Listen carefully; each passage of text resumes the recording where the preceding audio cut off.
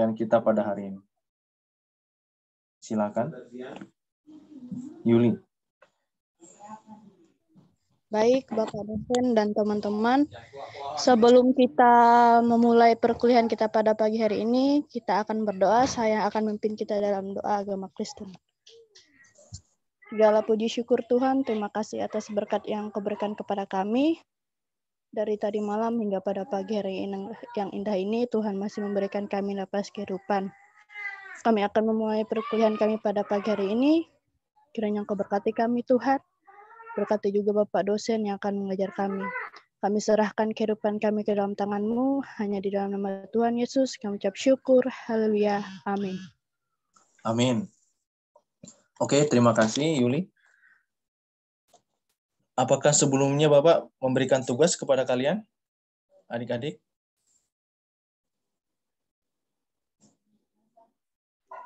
Iya Pak, buat makalah diferensiasi sel. Oke, semuanya sudah menyelesaikan ya? Atau masih ada yang belum kumpul ya? Bapak hanya belum cek nama-namanya sih. Ya, cek sudah masuk. Semuanya sudah ya, sudah mengerjakan ya? Ada yang belum kumpul? Agnes? Cantika ya? Sini Agnes. Cantika, ada yang belum mengumpulkan tugas? Kalau kemarin, tugas yang makalah kemarin sisa 1 sih Pak, Luther saja yang belum mengumpulkan. Iya, itu kemarin Luther sudah mau-WA Bapak. Bapak bilang, mohon sekarang dikerjakan ya. Karena nanti Bapak mau input nilainya. Nanti mungkin Cantika boleh bantu ya Luthernya untuk diingatkan tugasnya ya. Supaya dia bisa mengerjakannya. Ya, baik Pak. Kemarin Bapak sudah menghubungi juga. Oke, sebelum mulai perkuliahan, Bapak absen dulu ya. Oke, Cantika, Raisa. Hadir Pak. Ya, Tiara, Tonubesi, hadir? Hadir Pak. Bicarni tadi udah ya, Ardelia, Puspita. Ardelia, Aulia, Indriani, Hadir Pak. Juna, Hadir Pak. Kristi Agatha, Hadir Pak. Oke. Liana, Hadir Novika, Pak. Putri Anggilia, Hadir Pak. Hadir Pak. Arida Nur Afni. Hadir Pak. Tadi Ardelia ada ya? Tadi belum nyaut nih. Ardelia. Ardel ada Pak. Oh ada. Oke. Amel juga hadir Pak. Amelia hadir ya. Ya Pak. Oke ya, sebentar ya.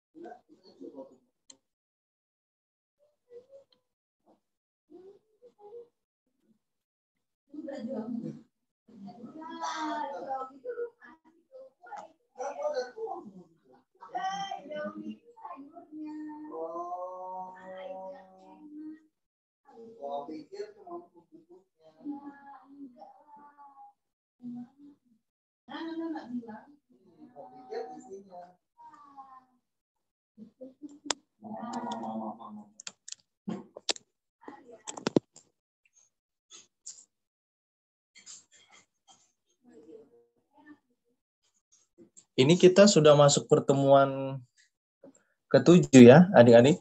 Pak, Silvi hadir, Pak. Oh ya, Silvi hadir ya. Oke. Kita hari ini sudah masuk pertemuan ke-7, benar ya, adik-adik? Benar Pak.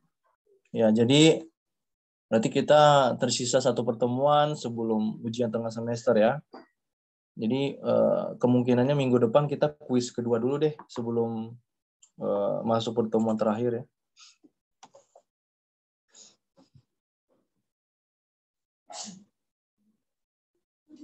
Untuk tugasnya ada masalah? Adik-adik, apakah ada masalah untuk tugasnya? Apa rasa semua bisa ya?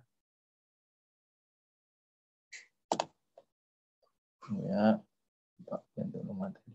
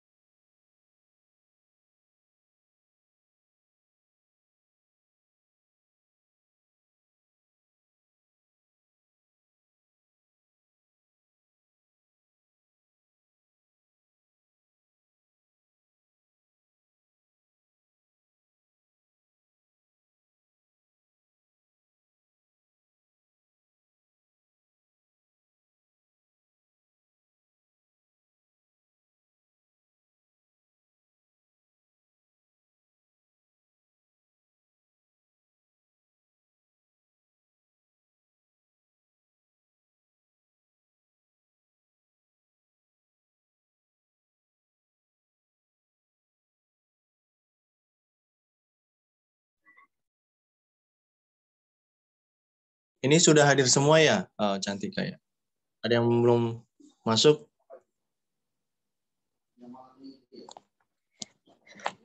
Siapa yang belum hadir? Sudah semua ya?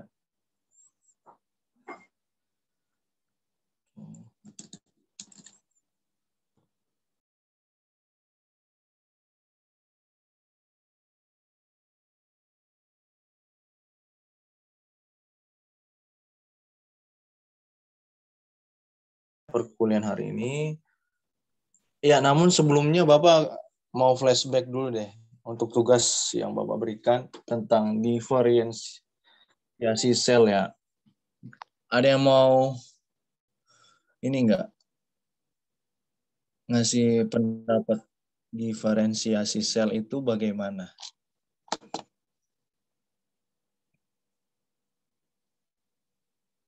Ayo, dari kalian ada yang mau ini menjawab?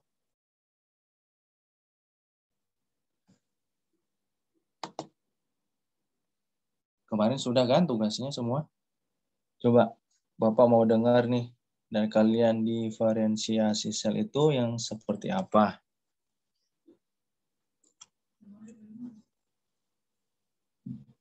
Izin menjawab, Pak. Oke. Jangan lupa nyebut nama ya, sama Bapak sering lupa nih ngasih tahu NIM-nya ya. Silakan. Baik, Pak. Perkenalkan, nama saya Putri Angelia, NIM 2188858928. Kalau yang saya pahami terkait tugas kemarin, yaitu diferensiasi sel, di mana diferensiasi sel itu merupakan proses di mana sel akan mengalami perubahan, Pak, dalam ekspresi gen untuk menjadi jenis sel yang lebih spesifik, gitu, Pak. Mungkin sekian, Pak. Terima kasih. Oke, terima kasih Putri ya. Untuk jawabannya, ada yang mau menambahkan atau ada yang lain?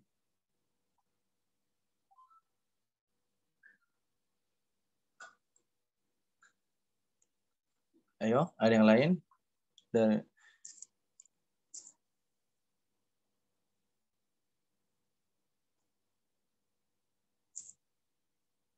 Ya, jadi kalau kita berbicara mengenai diferensiasi, ya di sini artinya proses ya. Ada satu proses tahapan ya. Jadi kalau namanya proses ya, apalagi ini berkenaan dengan sel ya. Nah, artinya di sini ada perkembangan di sini. Proses di dalamnya ada perkembangan ya. Semuanya sudah tahu ya sel itu seperti apa ya. Sel itu terjadi namanya pertumbuhan perkembangan ya. Nah, ini juga dikaitkan dengan gen ya yang mengekspresikan perkembangan dari sel itu sendiri. Jadi tadi Putri sudah mengungkapkan ya bagaimana diferensiasi ini sebenarnya bukan hanya sekedar perubahan dari bentuk sel satu ke sel yang lebih berkembang, bukan. Tetapi kita perlu ketahui bahwa di sini juga ada ya kontribut dari DNA atau gen di dalam sel tersebut. Nah, yang jelas sel atau DNA dalam sel ini yang dimaksud sangat spesifik adik-adik ya. Jadi tidak sama satu sama lain. Itu baru satu individu ya. Itu baru satu individu. Bagaimana dengan yang berlainan ya? Nah, ini jelas kita harus membutuhkan pemahaman yang lebih komprehensif ya, harus lebih lengkap bahwa ya selain tadi ya sudah diungkapkan, kita harus perlu ketahui nih fundamental dari sel, perkembangan sel ini diawali dari mana sih? Nah, seperti itu ya.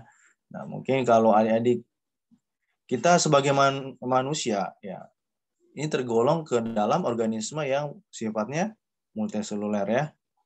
Oleh karena itu, nah ketika kita manusia dari sel yang sederhana ya, dari awal mula kita bisa berkembang sedemikian rupa, itu kan ada yang namanya tahapan zigot ya, sederhana ya. Kemudian nantinya akan menjadi satu sistem ya, sistem ke beberapa jaringan gitu, berkembang. Pada akhirnya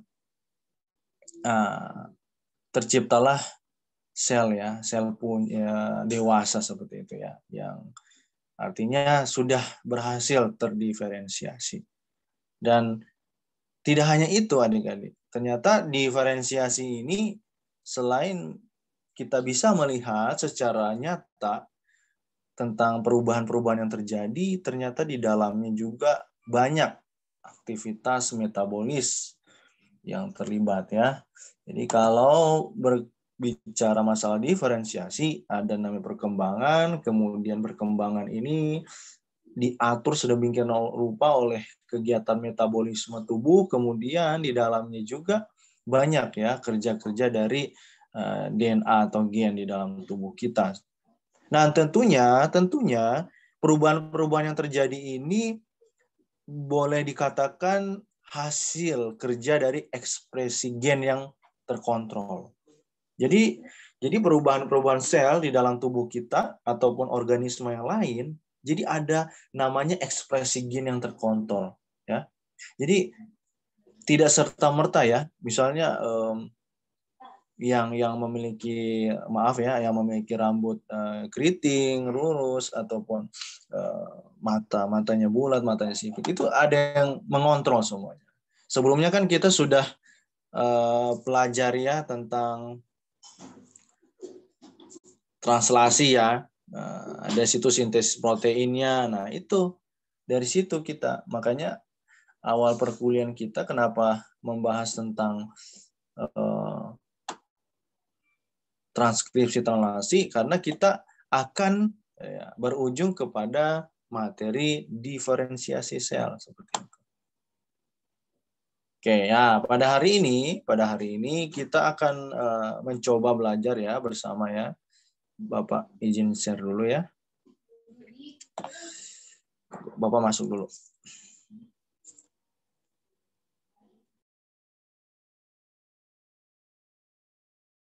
Selanjutnya, tahapan-tahapan diferensiasi sel itu apa saja? Ayo. Ada yang ini mau mencoba jawab? Saya Pak Aulia, Pak. Ya, silakan Aulia, silakan. Tahapan diferensiasi sel itu saya nemu 2 sumber, Pak. Yang pertama tuh bilang ada 6, terus yang kedua ada 5, Pak. Jadi karena yang 5 itu ada penjelasannya, jadi saya milih yang 5, Pak. Jadi yang pertama itu ada zigot, yang kedua ada blastula, ketiga ada gastula, keempat ada tubulasi, dan kelima ada organogenesis, Pak.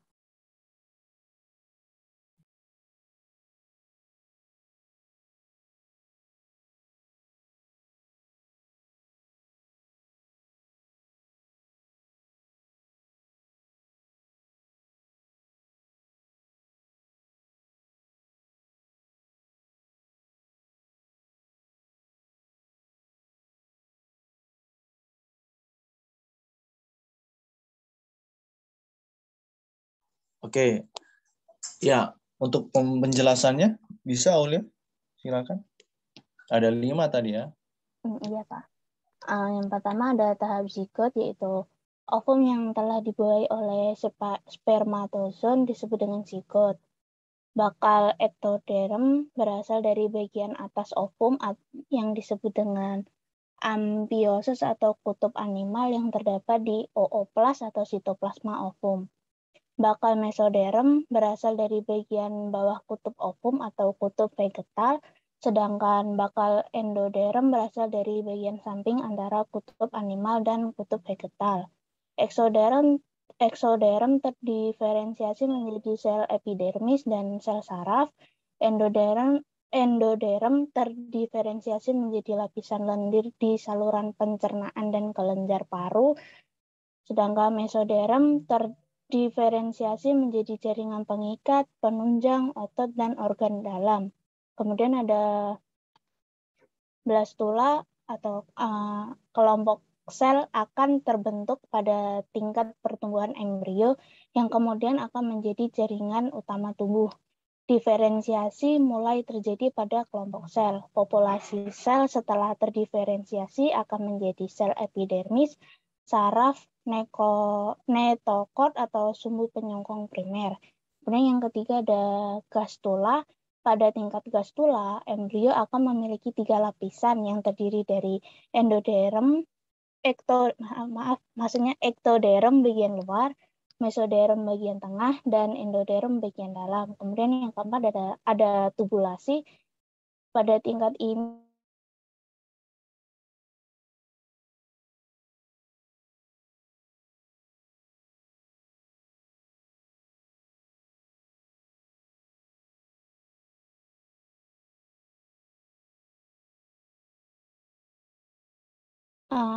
sedangkan lapisan mesoderm akan terdiferensiasi menjadi saluran pada organ dalam. Kemudian yang terakhir ada organogenesis. Lebih rinci sehingga pada saat kelahiran janin sudah dalam bentuk yang lengkap dan tetap. Sel saraf akan terdiferensiasi menjadi bagian-bagian otak dan kuncup indera Lapisan endoderm akan terdiferensiasi menjadi saluran pernafasan termasuk kelenjar hati dan pankreas. Kemudian ada lapisan mesoderm akan terdiferensiasi menjadi otot, tulang, ginjal, gonad, jaringan pengikat, serta darah termasuk juga pembuluh darah dan jantung. Sudah, Pak.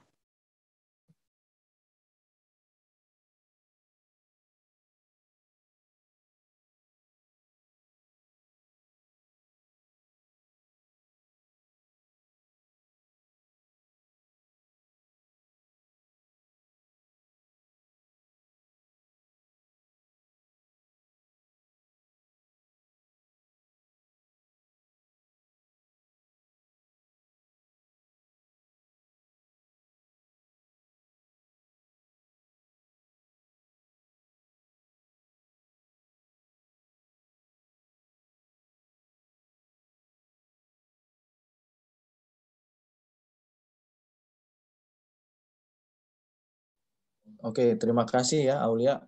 Sorry, Bapak tadi mute ya. Mute. Oke. Jadi tadi ya memang benar kelima tahapan ini ya, diferensiasi itu harus diawali dengan pembelahan ya. Hanya tadi Bapak belum mendengarkan penjelasan kamu tentang gastrulasi atau ditiadakan ya Aulia tadi. Adanya gastula, Pak. Ya, Sebenarnya coba di cross check lagi.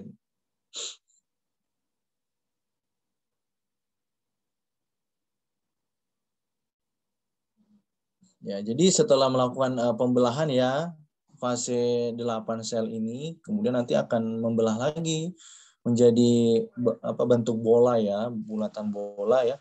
Kayaknya namanya blastula ya.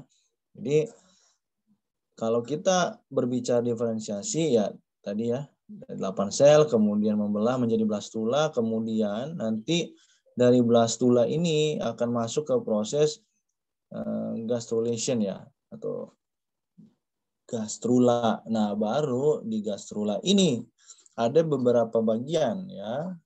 Ada bagian ya koilnya, endodermnya, ektodermnya. Nah, masing-masing bagian ini keterlibatannya di dalam membentuk sistem di dalam tubuh manusia seperti itu. Mulai dari sistem saraf, sistem ya, koordinasi, reproduksi, endorfin semua. Itu akan dilakukan di pembelahan ya pada saat proses gastrulasia.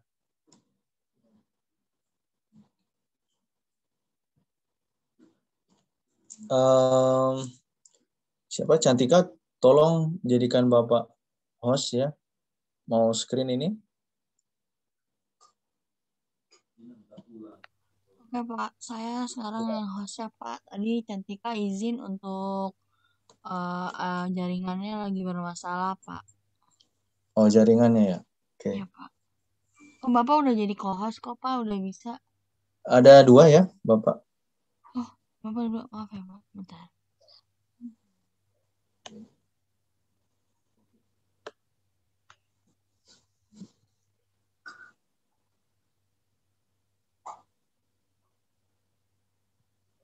Sudah Pak. Oke. Bapak izin share ya.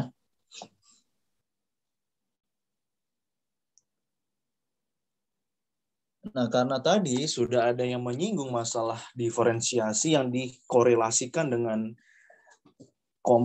gen yang komplit di dalam tubuh organisme, maka hari ini Bapak akan menjelaskan materi tentang development and genes ya.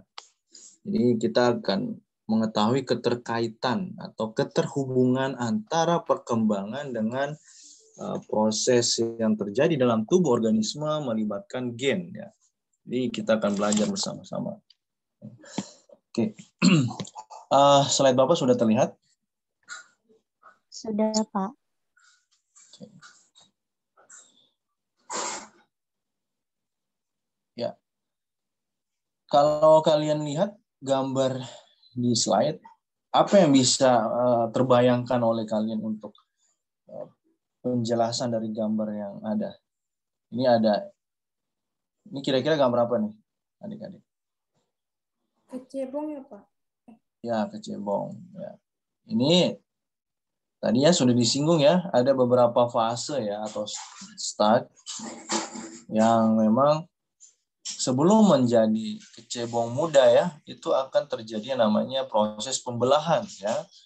Pembelahan sel tentunya. Makanya pembukaan tadi Bapak menanyakan bagaimana proses dari diferensiasi sel. Karena di sini yang kita akan bicarakan tentang perkembangan gitu ya. Bagaimana sebenarnya organisme ini mengalami proses perubahan-perubahan di dalam tubuhnya ya atau organnya.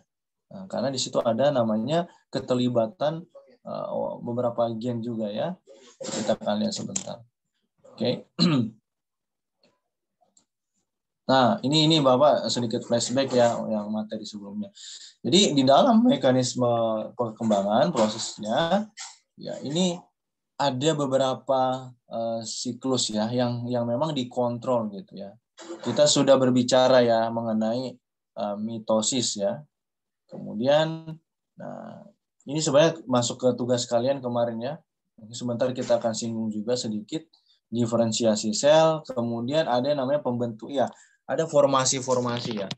Sebelum terbentuknya morfogenesis. Artinya sebelum membentuk organ yang sedemikian rupa sesuai morfologinya, nah di sini juga dibantu oleh namanya satu proses atau satu bentuk tidak yaitu mengenai ekspresi gen gitu ya. Karena pada umumnya sel atau sel ya, banyak sel di dalam organisme yang bersifat multiseluler ya. Karena kan ada juga organisme yang sifatnya itu uniseluler ya, adik-adik ya.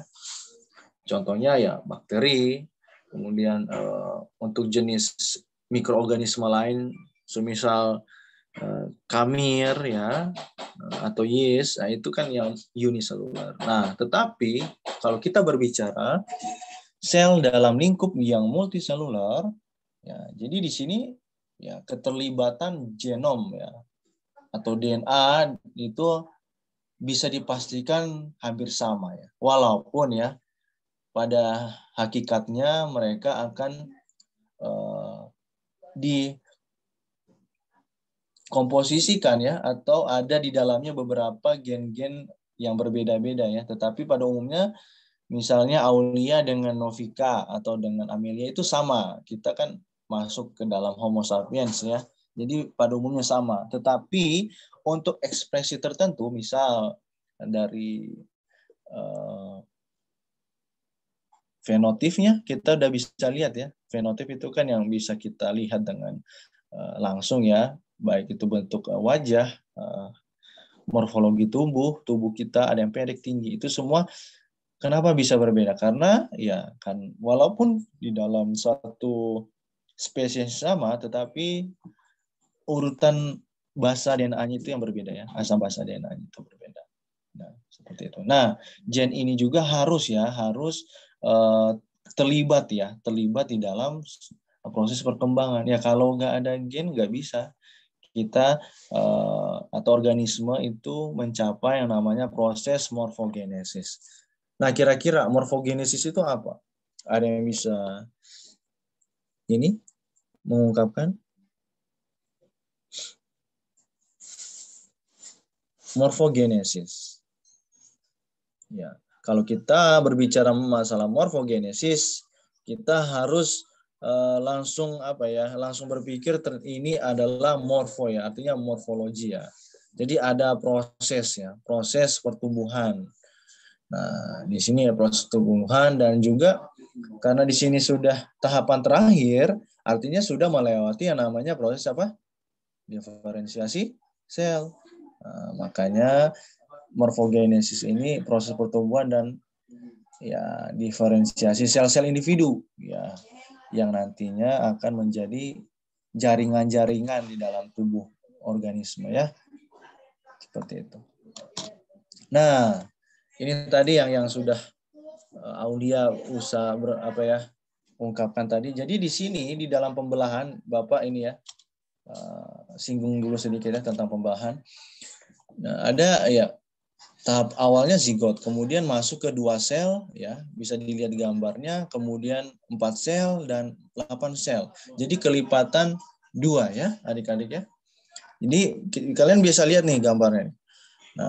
Nah, masing-masing ini itu diatur sedemikian rupa oleh gen-gen tertentu gitu. Nah, nanti pada waktu proses terakhir morfogenesis, maka ekspresi gen itu dengan secara teratur akan nampak gitu ya. Karena kan kalau proses pembelahan kita belum bisa lihat nih ciri-ciri spesifiknya. Ya, mungkin di dalam janin kita ataupun organisme yang lain itu kita belum bisa lihat secara kasat mata. Tetapi di sini proses ini terjadi ya. Nah, biasanya semua bagian-bagian sel ini semua biasa disebut dengan apa? Blastomer ya.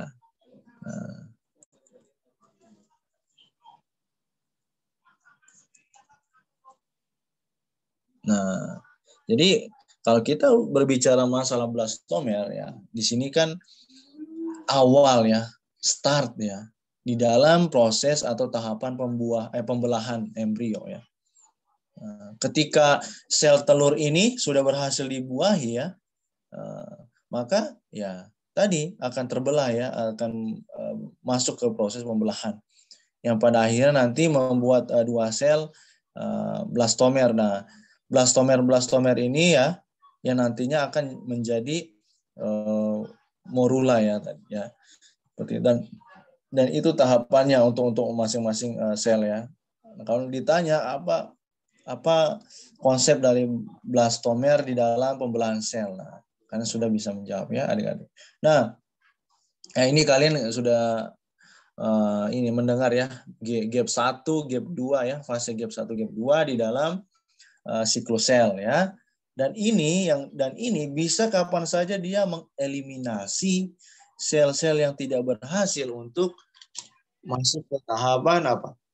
Ya, morfogenesis gitu. Tergantung ya kematangan sel juga seperti itu. Nah, ini contoh perkembangan ya di nematod ya, nematoda. Kalian bisa lihat ya, ini gambarannya. Ini ada perkembangan embrionya ternyata. Nah, Bapak mau tanya dulu, nematoda. Kalian sudah pernah dengar atau belum? Nematoda. Sebelumnya udah pernah dengar ya? Cacing gelang ya. Itu filum merupakan satu jenis dari filum nematoda. Nah, tahukah kalian di dalam proses perkembangannya juga ini terjadi gitu di nematoda ya. Tidak hanya organisme multiseluler yang tingkat tinggi ya. Ternyata di nematoda juga terjadi yang namanya proses ya. Mulai dari zigot kemudian ternyata nematoda ini ya di dalam masa embrioniknya, perkembang embrionik dan masa sel mudanya itu bisa di mapping nih. Kita bisa lihat ya. Nah, mulai dari pembentukan dari zigot, kemudian sel-sel faring dan sel saraf ya, kemudian sistem pencernaan, epidermis sampai di otot. Nah, itu semua mereka alami gitu. Ada proses di situ ya untuk nematoda. Nah, kita masuk. Nah, tadi Bapak sudah ini menanyakan masalah gastrulasi tadi ya.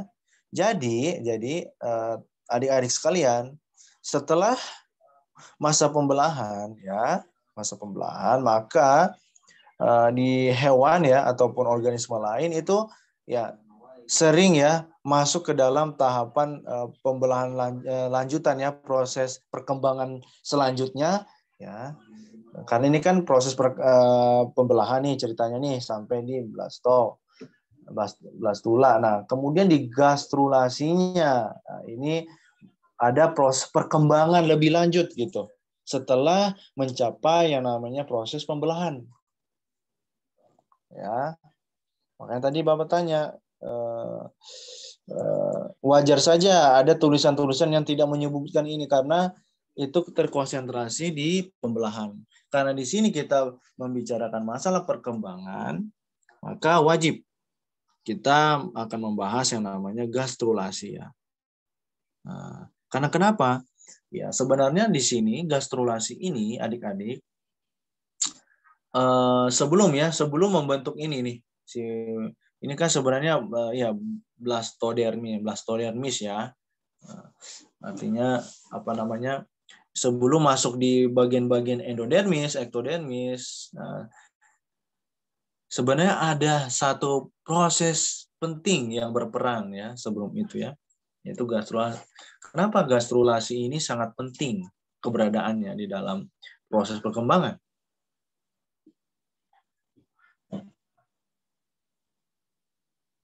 Karena untuk membentuk endodermis, ektodermis, itu harus diawali dengan proses gastrulasi. Ini dinamis ya, terjadinya secara dinamis adik-adik gastrulasi ya. Kenapa? Kenapa dikatakan dinamis? Karena di saat proses gastrulasi ini banyak sel-sel yang berlangsung ya, migrasi sel di dalamnya. Atau dalam artian kata, yang tadinya misalnya belum terdiferensiasi dengan baik atau terintegrasi dengan optimal, maka akan bergerak ini. Jadi akan ada proses di sini gastrulasi di mana gerakan-gerakan yang disebut dengan morfogenik ya, bisa dicatat ya. Jadi proses migrasi sel terjadi di saat tahapan gastrulasi adik-adik. Apa sih sebenarnya yang dimaksudkan dengan migrasi sel yang Bapak ungkapkan tadi? Apa maksudnya sebenarnya? Yang pertama ya di sini sebisa mungkin ya bagian ektoderm ini yang ini ya bagian beberapa gastrulasi ini, itu akan menempatkan area pentingnya gitu ya. Jadi istilahnya ektoderm ini ya Aulia tadi apa ektoderm Aulia tempat apa? Apa yang terjadi di sini ektoderm? Perkembangan apa? Perkembangan itu Pak, sel epidermis dan sel saraf Pak. Iya, jadi sel saraf. Kenapa sel epidermis dan saraf sangat penting ditempatkan pada daerah yang pas gitu? Ya karena tadi nanti kita akan membicarakan tentang hubungannya dengan ekspresi gen yang dihasilkan. Kan tidak mungkin ya ektoderm tempatnya di endoderm. Nah kalau di endoderm tadi apa? Pada akhirnya jadi apa nanti dia? Ektoderm kan epidermis dan sel saraf ya. Endoderm jadi apa? Alat-alat pencernaan dan pernafasan, Pak. Betul sekali. Jadi tidak akan pernah terjadi yang namanya tukar tempat. Misalnya Pak, bisa nggak sih ektoderm ini yang tadinya ektoderm ini untuk proses perkembangan dari sel epidermis dan sel saraf bergantian dengan pembentukan sel-sel untuk sistem pencernaan. Nggak mungkin. Kalian mau perut jadi otak, otak jadi perut, mau? Enggak kan? Ya, jadi di proses gastrulasi ini dialah ya yang berusaha menempatkan endoderm dengan baik ya, di dalam satu sel gitu. Nah, pada akhirnya nanti membungkus embrio ya, embrio ektoderm ini dibungkus ya oleh embrio. Itu tahapan gastrulasi di migrasi sel yang dimaksud gitu ya. Dan yang ketiga ya di sini sebenarnya ada mesoderm ya. Ya, di gambar belum tidak terlihat ya. Tapi ada mesoderm ya. Di mana tempatnya? Di antara endoderm dan ektoderm. Mesoderm untuk apa, adik-adik? Mesoderm ya. Di antara ini letaknya. Untuk apa kira-kira? Aulia tadi sudah menjelaskan. Ada yang bisa memaparkan kembali mesoderm untuk apa?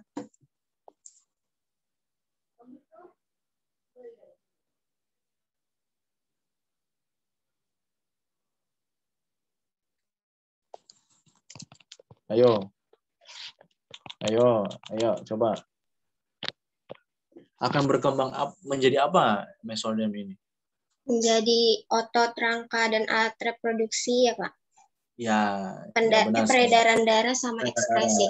Nah, jadi ingat ya adik-adik ya, untuk masing-masing bagian ini itu tidak sama ya untuk menghasilkan, untuk berkembangnya organnya. Jadi nggak ada dibilang misalnya dari mana perkembangan sel otot kita atau alat reproduksi. Jadi kalian harus langsung sigap menjawab. Wah, dari bagian gastrula yaitu mesodem. Nah, kalian udah bisa jawab gitu ya. Jadi secara tahapan perkembangannya kita harus bisa membedakan sekarang. Jadi kalau Bapak tanya,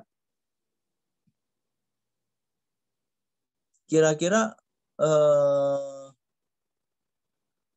kekuatan otot ya ataupun massa ya jenis otot itu berkembang dari mana? Endodem, ektodem atau disodem? Mesodem ya. Ya. Kalau saraf? Meso juga, Pak. Saraf? Pak. Ya, hati-hati. Saraf di mana? Ektoderm. Ya, ektodem. Jadi harus langsung ya jawab ya bisa. Jadi ya kalau kita definisikan secara lengkap ya ada tiga bagian lapisan gastrula ini ya yang dikendalikan oleh atau dikontrol oleh proses gastrulasi ya ada 3 ya. Ada yang namanya tadi bagian lapisan ektodemnya ya. Ektodem itu kan terluar ya. Kemudian mesodem tengah dan endodem. Nah, di sini sayangnya nggak ditampilkan mesodem. Tetapi ada ya mesodem ya di tengah. Nah, lapisan luar ektodem ya. Nah, misalnya kalau Bapak tanya mata atau ya mata bulat sipit ya, itu berkembang dari mana? Lapisan mana? Adik-adik? Misalnya matanya Aulia ya? Dari ektoderm. Ya, ektodem ya. Jadi kalau yang ektodem memang terspesialisasi untuk jaringan-jaringan yang memang berhubungan ya dengan sistem saraf ataupun lensa ya, masuk ya lensa kornea dan bagian epitelium juga ya. Endodem, kalau endodem sudah masuk ke dalam sistem yang lebih baru namanya lapisan dalam ya. Artinya lebih intern ya, di dalam maksudnya internalnya jaringan organisme gitu. Makanya tidak jauh-jauh nih yang nanti akan berkembang adalah apa? Sistem respirasinya sampai sistem reproduksinya ya. Nah, yang menariknya itu adalah mesodem tadi. Nah, ternyata mesodem ini kan bagian tengah ya bisa dikatakan ya. Nah, yang menarik di mesodem ini juga membantu namanya perkembangan sistem reproduksi adik-adik. Nah, itu bagaimana tuh? Apa yang membedakan perkembangan sistem reproduksi pada endodem dan mesodem? Nah, yang membedakan di sini adik-adik, kalau yang di sini dikatakan mesodem ya, untuk sistem reproduksi, perkembangan sistem reproduksinya, ada pengecualiannya. Ya. Jadi sel-sel yang yang berkembang tadi atau germinal tadi yang berhasil terdiferensiasi selama pembelahan ya, itu tidak terjadi di lapisan endodem ya. Ya. Jadi untuk sel germinal yang berhasil terdiferensiasi selama proses pembelahan itu hanya terjadi pada pembelahan pada tahapan mesodemnya. Seperti itu ya. Nanti kalau ada pertanyaan, loh Pak, bukannya sistem reproduksi itu juga di bagian endodem ya?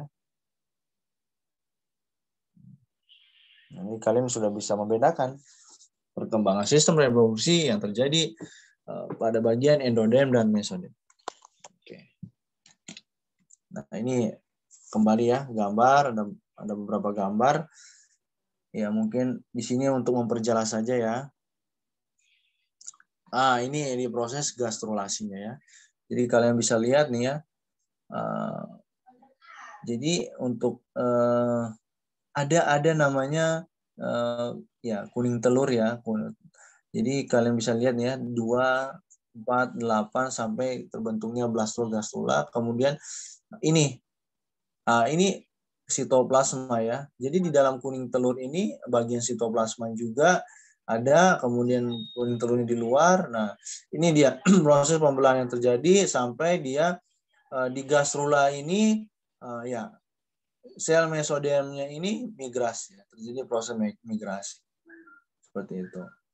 Nah, sama ya, ini pada tikus ya, mencit ya, bukan mencit, tikus lab biasanya ya. Ini berbeda-beda ya, berbeda-beda, different, tapi tetap sama ininya, proses pembelahannya ya, sampai perkembangannya seperti itu. Ini juga. Nah, untuk semua mekanisme ini ya, nah semua ya pasti akan mengalami gastrulasi yang bervariasi ya antara hewan satu dan hewan yang lain. Oke. Nah kalau begitu ini Bapak memberikan tugas lagi ya. Jadi tolong kalian ini cari 5 jenis hewan, sebutkan 5 jenis hewan dan proses gastrulasinya masing-masing. Ya, jadi setiap dari kalian tidak boleh sama, ya. Tolong tuliskan 5 jenis hewan beserta proses gastrulasinya masing-masing ya, tahap-tahapannya. Satu lagi di gambar. Oke, gambar ya. Jangan ngambil contoh ini lagi, contoh yang lain. Ya. Itu tugasnya.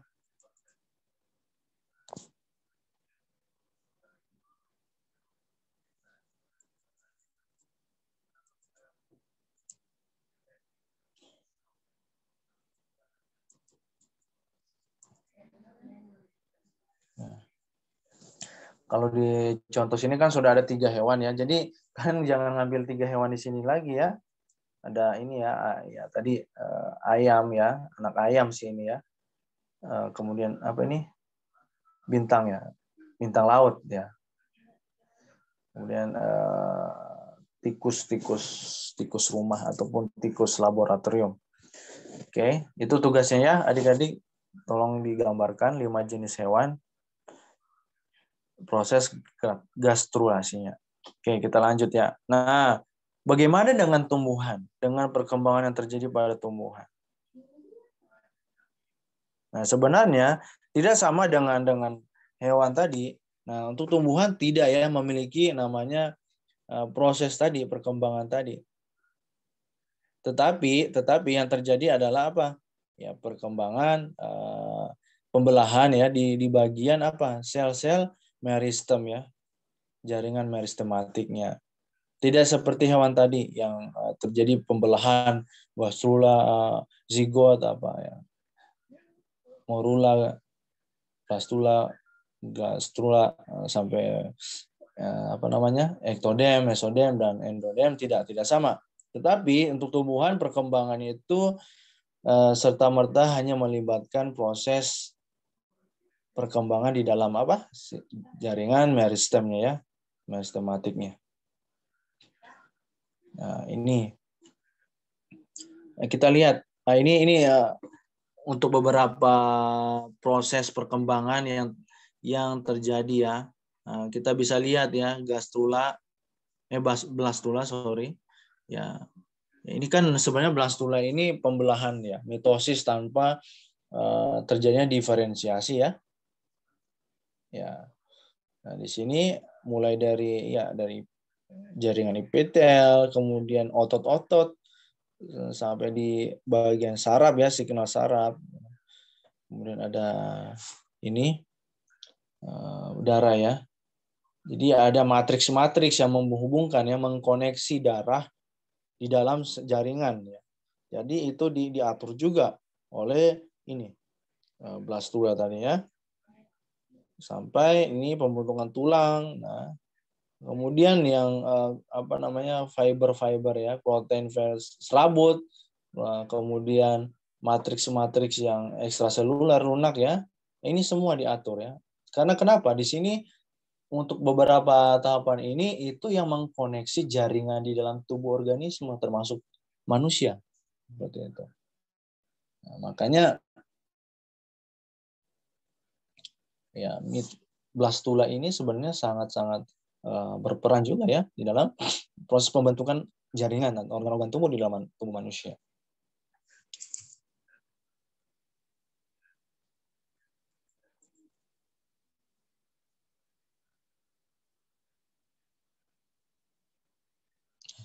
Lalu kita lihat sebelumnya kan blastula ini memang merupakan sebenarnya kelanjutan dari proses morula tadi ya.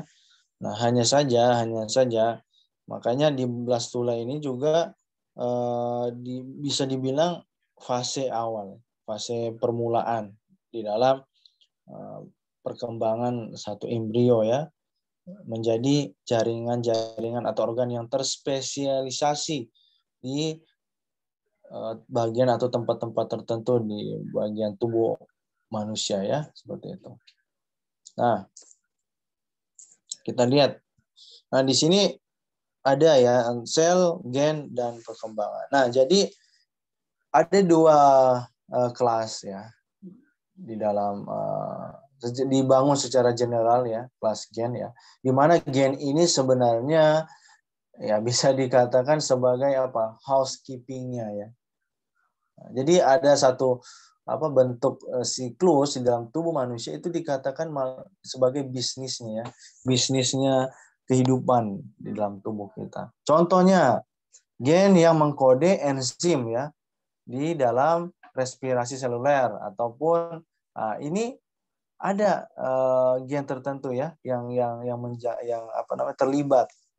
Nah, itu nggak sama semuanya ya. Nah, dan umumnya di dalam sel semuanya teraktivasi ya. Ya, nggak ada sel itu yang tidak membutuhkan gen, nggak ada. Semua membutuhkan.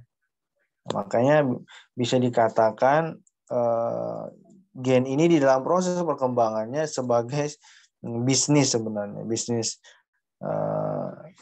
ya bisa dibilang apa ya? Kalau kita di dalam rumah tangga gitu ya, ada ibu, ada ayah, ada anak, kedua anak. Nah, yang menjadi gennya ini ya ibu ayah gitu ya. Nah, gitu. Jadi ibu ayah lah ini yang mengatur segala bentuk bisnis ya di dalam rumah tangga untuk bisa survive ya kehidupannya. Begitupun dengan gen ya dalam tubuh organisme. Kenapa? Karena ya contohnya aktivasi kristalin ya. Nah, ini nantinya untuk proses perkembangan lensa mata. Nah, ini ada juga. Jadi ada namanya gen kristalin. Nah, gen kristalin ini nanti yang memproduksi apa? Ya, produknya berupa lensa mata. Misal lensa matanya siapa?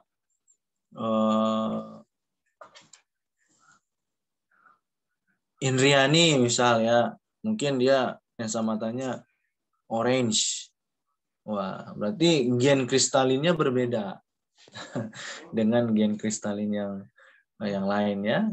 Karena di sini ya intinya di dalam proses perkembangan itu ada yang mengaktifasi ya gen-gen tertentu. Contohnya kristalin gen ini yang Bapak sebutkan di sini berfungsi untuk mengatur perkembangan lensa mata. Gitu. Dan masih banyak yang lainnya ya untuk gen-gen yang lainnya. Nah, kalau begitu masuk lagi tugas kedua adik-adik ya. Jadi tadi tugas pertamanya nomor 1-nya, ini nomor 2-nya tolong cari 2 saja. 2 contoh perkembangan. Ini kan perkembangan lensa pada mata ya. Perkembangan tubuh. Enggak usah 2 deh, 1 aja deh. Kasihan ya, 1 aja. Perkembangan misalnya mungkin otot dalam rangka. Nah, itu yang mengatur namanya gen apa. Kalau ini kan kristalin gen ya. Kristalin gen itu yang mengatur perkembangan lensa pada mata. Coba dari kalian, tolong ya, nomor 2-nya sebutkan 1 jenis perkembangan jaringan atau organ di dalam tubuh manusia. Apa organnya, jaringannya, kemudian diaktifasi oleh gen apa. Oke ya, jelas ya? Itu nomor 2. Oke, lanjut. Nah, ini gen dan perkembangannya. Nah, perlu diperhatikan adik-adik. Nah, ini ya kalau kita sudah pelajari sebelumnya ya, ada namanya promotor dan juga yang berfungsi untuk menstimulasi ya, menstimulasi perkembangan dari sel ya. Nah, jadi di sini ada pengontrolnya, ada elemen-elemen kontrolnya. Nah, ini sebutnya contohnya adalah gen albumin gitu. Nah, tadi nih gen kristalin tadi nih adik-adik ya. Nah, kalian bisa lihat ternyata ada beberapa aktivator yang menunjang dari perkembangan lensa ya. Lensa di dalam mata gitu. Demikian juga untuk yang liver ya, liver selnya ya. Nah, kalian lihat, di sini beda-beda ya aktivatornya ya. Available activatorsnya itu beda-beda.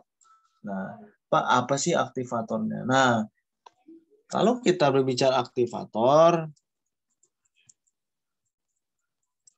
nah, ini artinya yang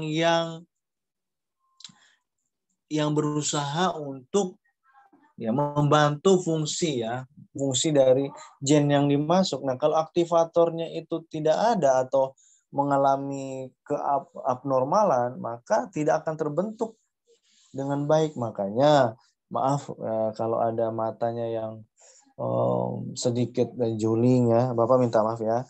Nah, itu nanti itu termasuk ya, termasuk aktivator keberadaannya itu tidak normal ataupun bahkan mengalami gangguan. Karena aktivator di sini itu berfungsi untuk menunjang ekspresi gen di dalam satu sel seperti itu.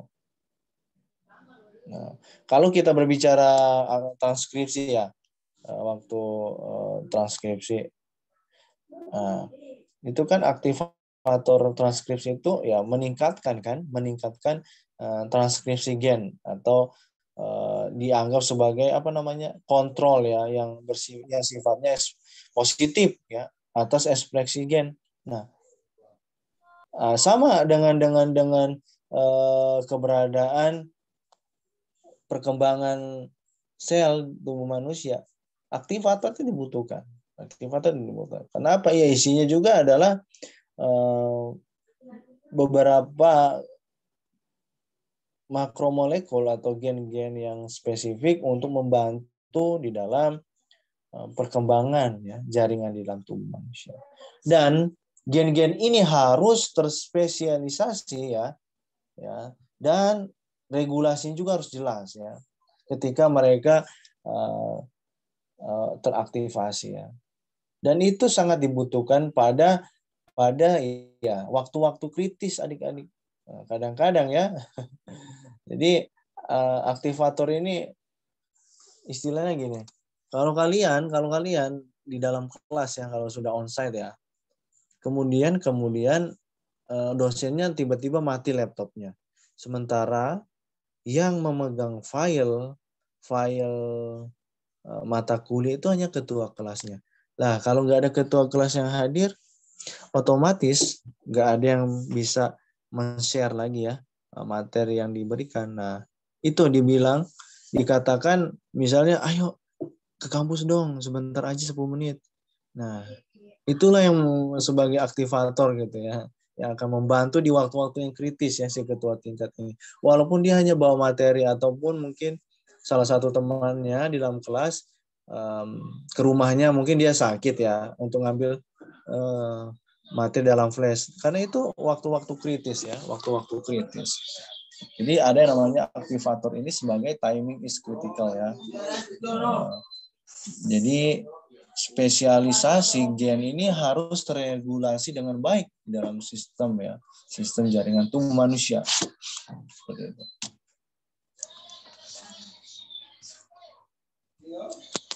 Oke, kita lanjut ya. Ini determination come before differentiation ya. Jadi penentuan satu bentuk morfologi jaringan itu datang ketika apa? Sebelum terjadinya proses diferensiasi tentunya ya. Kita bisa lihat nih. Nah, kalau kalian pernah dengar nggak? Pluripotent cell. Kira-kira artinya apa? Ada yang bisa membantu Bapak?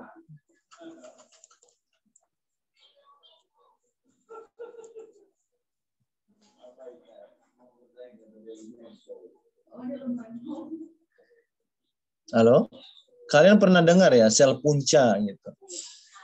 Atau kalau bahasa kerennya sekarang stem cell.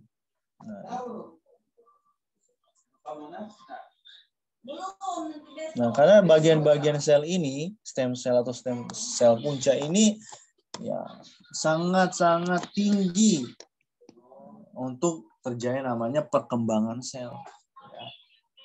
Nah, makanya sekarang kan banyak tuh yang di laboratorium berusaha untuk mengembangkan sel hati manusia, misal dari sel punca yang sudah diisolasi dari tubuh manusia itu sendiri. Nah, nantinya misal orang sudah gagal ginjal akan berhasil dicangkok lagi gitu, atau dengan ginjal yang baru, tapi originalnya sama ya, asalnya sama gitu. Dan itu tidak akan mengganggu sistem-sistem di dalam tubuh manusia. Nah, itu dia ya. Nah, dan biasanya semua yang terjadi ya di dalam proses perkembangan ya, penentuan ya, sebelum proses perkembangan ya tidak bisa tidak bisa kembali ya, irreversible ya.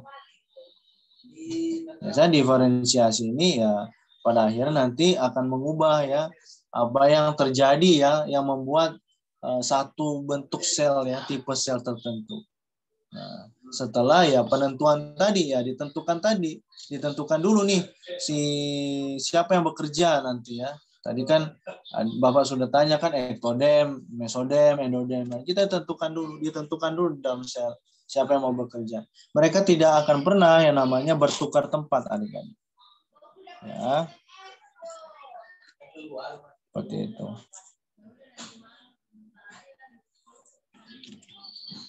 Nah, ya, kalian lihat lagi nih ya, ini beberapa ya embrio.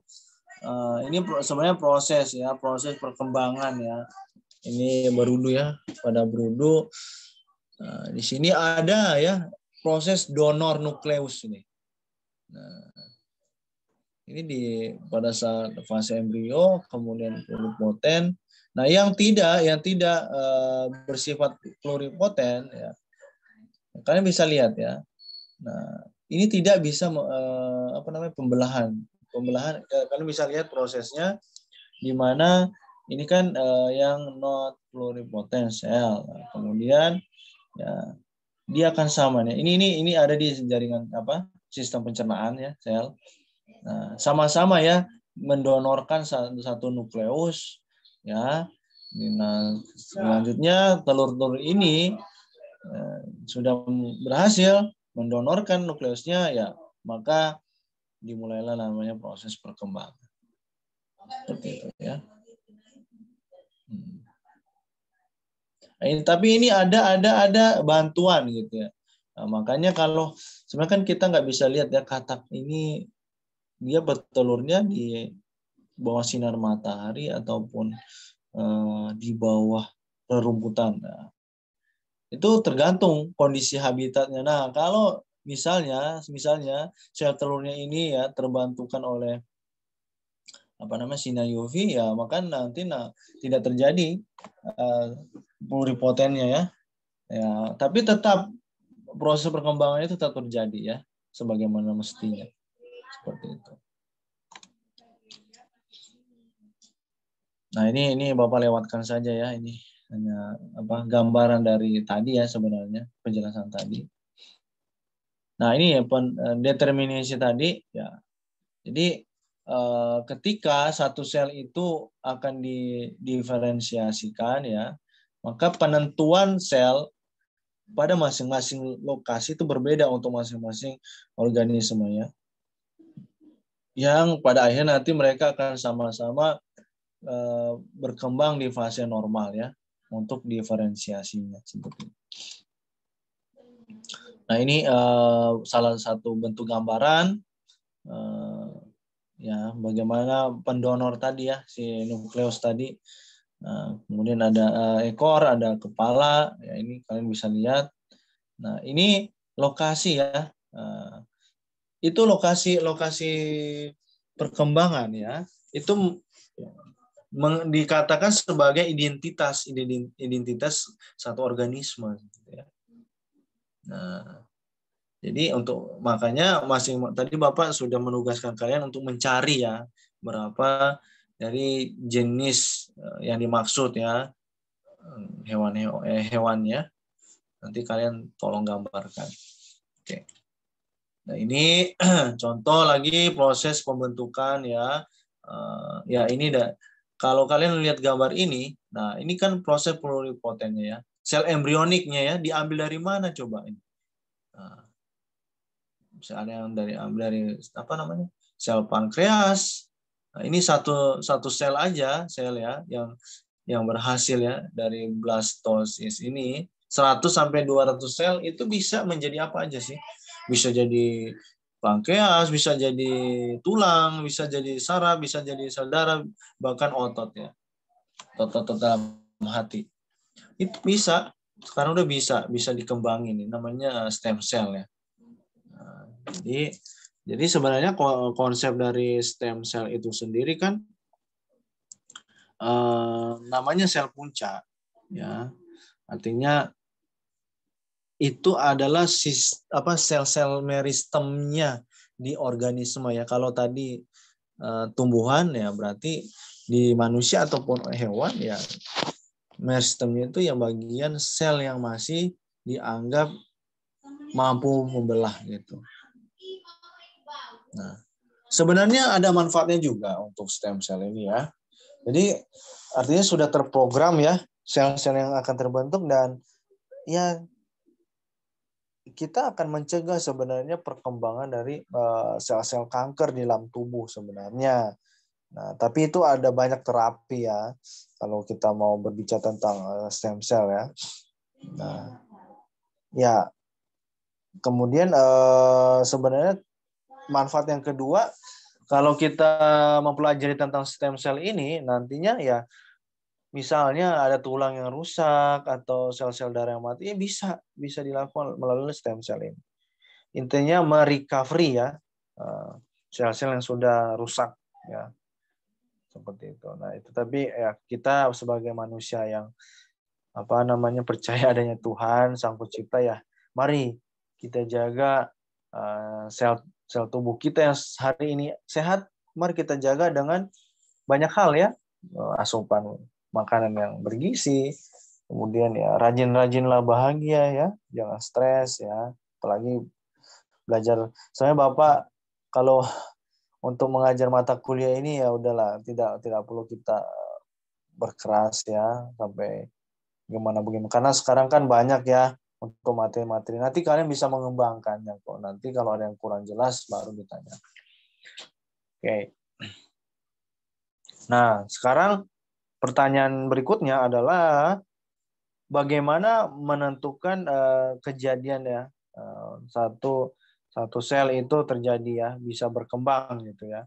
Nah, di sini ada dua sumber ya yang menentukan perkembangan sel, yaitu ya di bagian sitoplasmanya, kemudian induksi sinyal Nah, kemarin kan sudah kita pelajari tentang komunikasi sinyal ya. Nah, ternyata untuk menentukan bahwa sel ini memang benar-benar berkembang, sinyal sel itu memang harus berhasil disekresikan ya di antara sel-sel tetangga gitu. Karena kalau misalnya sinyalnya itu rusak di antara sel-sel yang akan berkembang tadi, ya sel saraf itu kan banyak ya. Nah, di situ harus ada sinyalnya juga. Kalau enggak, ya nanti perkembangannya akan terhambat ya. Seperti itu. Nah, atau bisa kemarin kita sudah belajar persinyalan sel. Jadi ada komunikasi di situ adik-adik. Yang nantinya mereka sinyal ini akan mengkoordinasi ya, mengatur aktivitas dan koordinasi sel. Seperti itu ya. Jadi ingat ya, ada ditentukan oleh bagi sitoplasma ya. Nah, sitoplasma ini kan sebenarnya ya dia hanya cairan ya. Nanti memastikan sebenarnya sitoplasma ini mau keamanan yang terjadi di bagian seluler dari molekul seluler ya, seperti itu.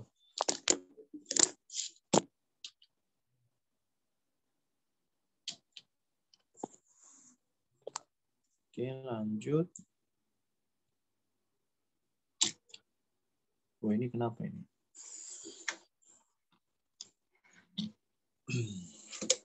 Oh, ya.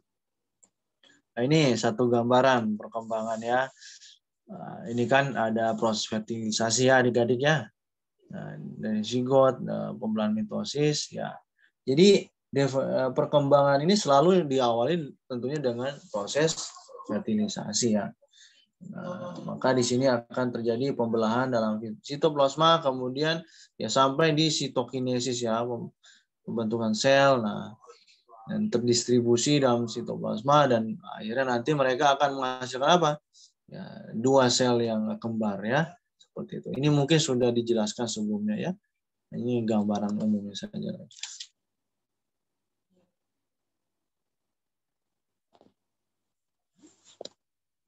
Nah, ini tadi. Jadi proses awal perkembangan ya, induksi sinyal tadi yang Bapak utarakan ya. Di sini nukleus ya. Jadi di nukleus ini nanti ada 3 tahapan adik-adik. Ada namanya jalur transduksi sinyal, kemudian penerima sinyal, dan kemudian ada indusernya. Nah, indusernya itu berupa molekul-molekul sinyal tadi ya. Nah, jadi satu sel itu bisa banyak ya, bermultiplikasi ya, ataupun nantinya ada sel tetangga ya, itu karena ada namanya proses produksi sinyal ya, di mana molekul sinyal ini akan saling berinteraksi ya dengan situs-situs reseptor dan akan menerima sel seperti itu.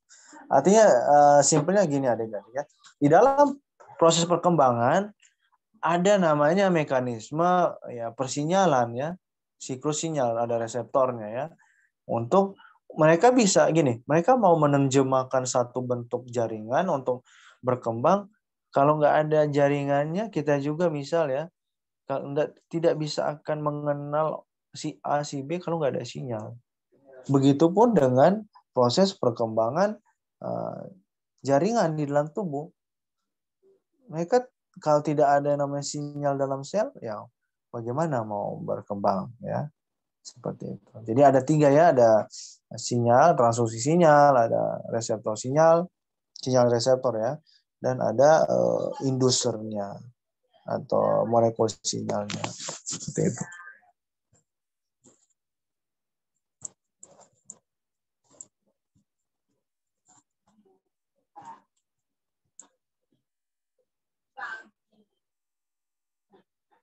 Nah, reseptor sinyal ini ya, nah itu kan sebenarnya bentuknya adalah molekul protein ya adik-adik ya. intinya kalau namanya sinyal ya, reseptornya ini ya bentuknya ini bisa dilihat yang biru-biru ini adik-adik. Nah, ini bentuk protein ya, molekul protein ya. Nah, ketika sinyal ini ya berikatan dengan reseptornya ya, ini sinyalnya kan ini molekulnya nih. Nah, ini berikatan kan. Nah, dia datang menempel berikatan dengan reseptor sinyal-sinyal ini, indusernya ini. Ya, maka nanti dapat terikat ya dengan baik ya. Banyak ya, bisa di membran sel, sitoplasma atau nukleus ya. Nah, nantinya molekul yang memberikan sinyal ini melekat ya pada satu reseptor. Nah, biasanya ini disebut dengan ligan, adik-adik. Ligan. Bisa ini ya, banyak jenisnya ya. Nanti misalnya ini, misalnya udah melekat gini nih, kuning dan biru.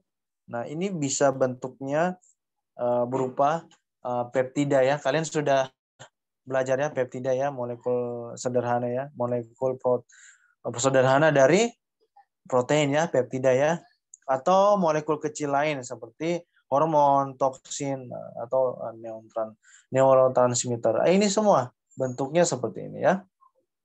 Oke.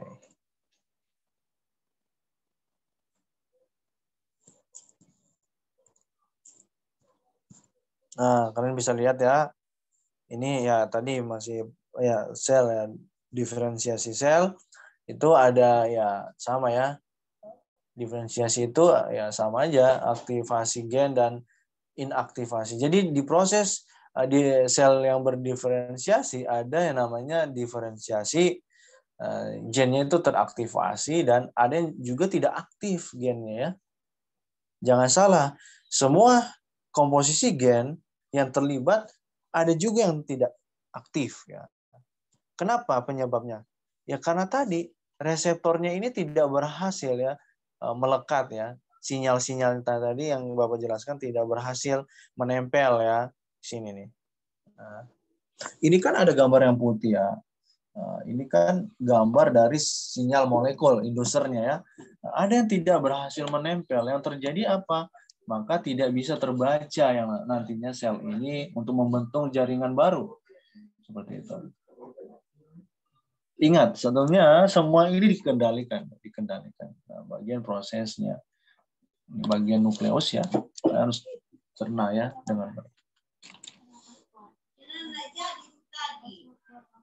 Nah, kemudian setelah yang kedua ya untuk mRNA share ini spesifik ya proteinnya. Intinya yang bekerja mRNA yang spesifik dan pada akhirnya nanti ya akan mengubah struktur sel seperti itu ya. Ini beberapa fertilisasi telur pada akhirnya nanti ya akan membentuk organisme baru ya. Ini yang kecebong tadi ya. Oke. Kita cepat saja di sini ya. Nah, ini model dari Drosophila ya dan perkembangan manusia ya. Sama ya. Kalau yang di Drosophila ya mudah dimanipulasi ternyata untuk genetiknya ya, untuk perkembangannya ya.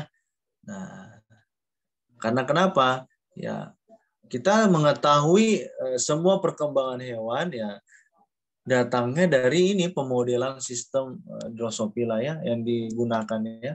Mungkin ada gambar. Nah, ini dia adik-adik. Nah, ini Drosophila mulai dari telur, larva muda, larva dewasa, larva sebelum pupa ya, pupa. Nah, ini. Jadi ini ya bisa kita kenal proses perkembangan hewan itu atau organisme lainnya lewat ini. Ada 3 fase di sini, larva, pupa, dan lalat muda ya. Ini Drosophila. Nah, dan ini konsisten ya terjadi ya perkembangannya seperti ini. Nah, ini kita bisa lihat nih. Nah, ini kan bentuk perkembangannya, ada kepala, ada toraks, dada, dan abdomen. Nah, semuanya ini ya kita bisa lihat bahwa semuanya diatur oleh tadi ya bagian-bagian perkembangan selnya tadi. Nah, ini satu-satu ya kalau kita mau lihat penjelasannya ya. Jadi ada pengaruh dari agen ya. Nah, misalnya ini mutan, ini kita berbicara mutan, tetapi ini kita tidak perlu bahas dengan secara lama ya, karena ini sudah masuk sebenarnya di manipulasi gen ya. Nah, ini kalau lalat buah tadi ya, di sini Drosophila tadi, melanogaster ya. Nah, gennya ini berhasil ya disintesis ya ke dalam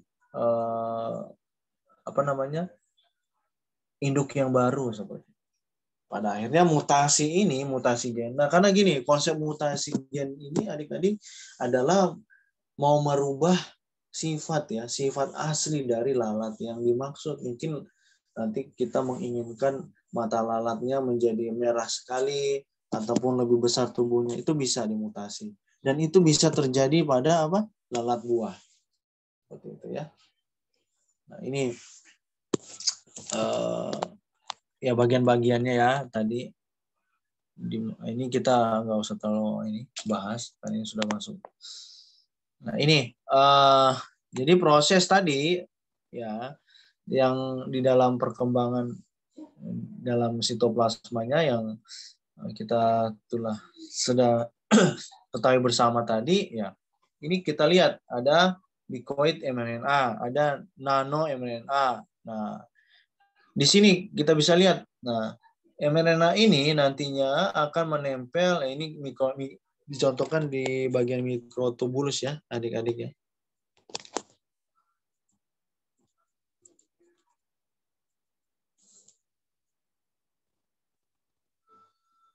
Nah, jadi ini kan polimer-polimer mikrotubulin ya, adik-adik ya.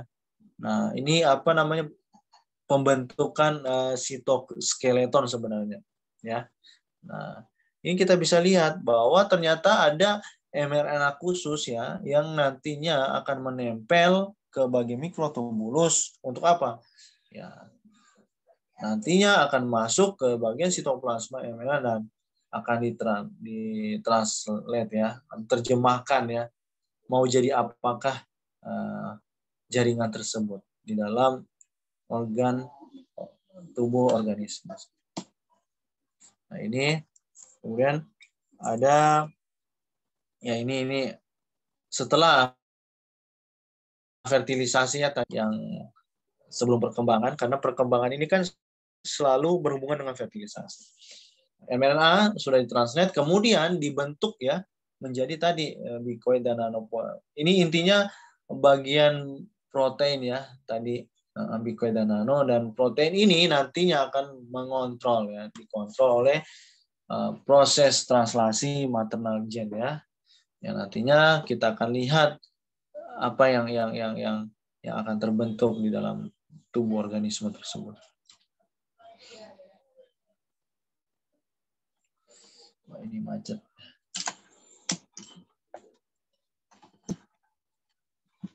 Nah, oke. Nah, ini example-nya aja, mutasi yang terjadi ya. Nah, kalau kalian bisa lihat tuh mutasi yang terjadi ya. Nah, ini ada yang wild type-nya atau larva awalnya ya, yang bukan mutasi, kemudian ada yang mutan ya, yang bicoid-nya. Nah, kita bisa lihat. Nah, yang mutannya ternyata hanya jadi bagian A8 sampai ya A8, A7, A6.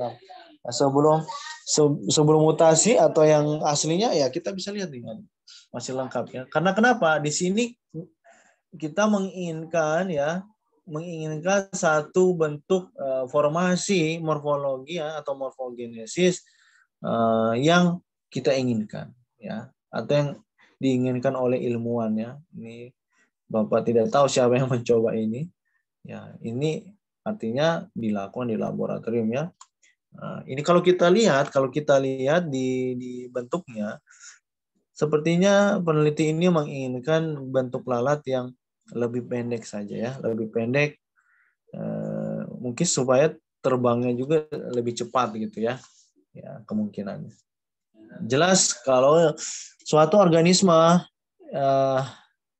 yang dimutasi ada tujuan tertentu ya di dalam. Oh, dia harus berkembang seperti ini, seperti ini. Karena saya menginginkan organisme ini bisa berperilaku sebagai atau seperti A, B, C, D seperti itu ya. Nah, ini kita lewat. Ya, ini kurvanya. Nah, ini percobaannya sebenarnya, percobaan apakah protein yang ditemukan dalam embrio itu seperti apa ya? Apakah masih ada atau bagaimana setelah terjadi mutasi ya? Ini setelah fertilisasi, ini tidak perlu kita jelaskan. Sebenarnya tadi contoh yang tadi ya ini. Nah, intinya setelah proses fertilisasi ya kita masih melihat ada interaksi yang terjadi di keduanya ya, baik bikoid maupun nano mRNA tadi ya.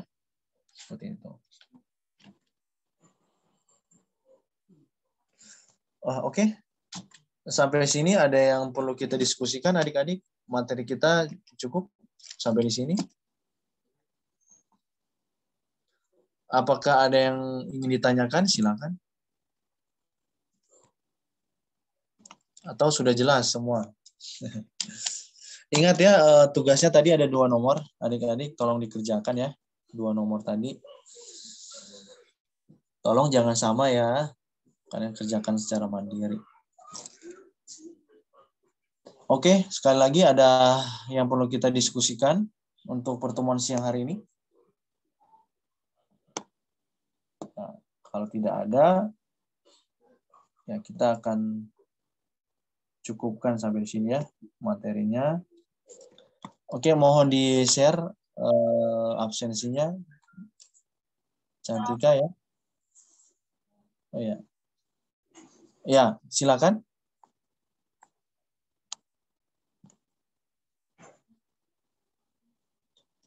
Ya, ini Luther sudah ada ya? Halo, Luther?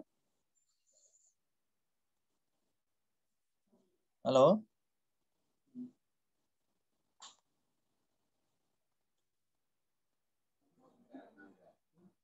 Ya, tolong absensinya ya. Kalau tidak ada pertanyaan, oke. Mungkin dari salah satu dari kalian untuk membantu dalam ini dokumentasi.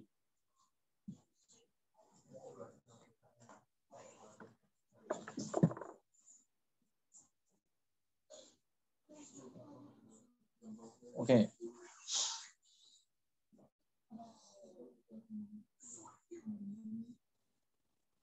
Silakan. Yang membantu dokumentasi siapa? Iya, saya bantu ya, Pak. Ya. Yang bantu siapa namanya nih? Novika, Pak. Oke, silakan Novika. Ya, yang lain untuk Indriani, Aulia, Elida. Maaf Pak, saya nggak bisa on kan Pak. Oh ya, ya, tidak apa-apa. April. Saya juga tidak bisa on cam, Pak, soalnya dari HP emang harusnya penuh. Oke, silakan. Tidak apa-apa. Oke.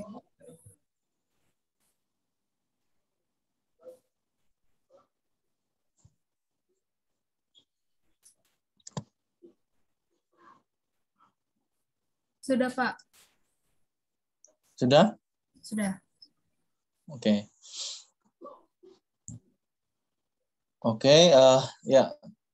Tugasnya mohon dikumpulkan ya sekarang hari Kamis ya, minggu depan. Tugasnya dikumpulkan ya. Jam 4 sore. Oke. Tugasnya tadi 2 nomor ya. Oke, pertemuan kita cukupkan sampai di sini. Ya, seperti biasa kita akan menutup di dalam doa tutup. Bapak meminta kepada Tarida, bisa Tarida untuk membawa kita dalam doa penutup? Iya bisa Pak.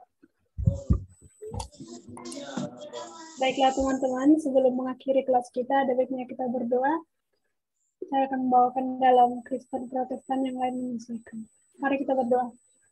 Selamat siang Bapak, selamat siang Yesus, selamat siang Roh Kudus. Terima kasih Tuhan untuk satu hari ini. Kami telah menyelesaikan mata kuliah kami pada pagi hari ini dengan baik dan tidak terkendala apapun. Bapak yang baik, kami berdoa semoga apa yang kami pelajari hari ini dapat berguna untuk masa depan kami nantinya. Bapak, kami adalah manusia yang penuh dengan dosa, ampunilah segala dosa dan pelanggaran kami, agar segala berkat Tuhan tergenapi dalam kehidupan kami. Terima kasih Tuhan, haleluya, amin. Amin. Terima kasih semuanya.